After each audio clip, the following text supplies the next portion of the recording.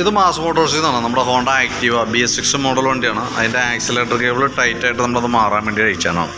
അപ്പോൾ നമുക്ക് ഇതിൻ്റെ ആക്സിലേറ്റർ കേബിൾ എന്ന് പറയുമ്പോൾ BS6 മോഡൽ വണ്ടിക്ക് ആക്സിലേറ്റർ കേബിൾ 2 കേബിൾ വരാം. ആക്സിലേറ്റർ ത്രോട്ടിൽ കേബിൾ Aയും Bയും കൂടി അങ്ങനെ 2 കേബിൾ വന്നിട്ട് നമുക്ക് കിട്ടാം.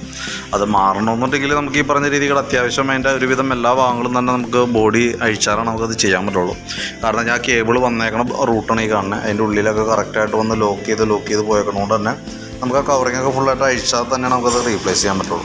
അപ്പോൾ കേബിളുകൾക്ക് 2 കേബിളും കൂടിയിട്ട് ഏകദേശം ഒരു 500-550 രൂപ കേബിളിന് വരുള്ളൂ. പക്ഷേ ലേബർ കോസ്റ്റും കൂടി വരുമ്പോൾ ഏകദേശം ഒരു 800 രൂപ 800 ചില്ലാൻ രൂപ 300 രൂപ നമുക്ക് ലേബർ മാത്രം തന്നെ ഉണ്ട്.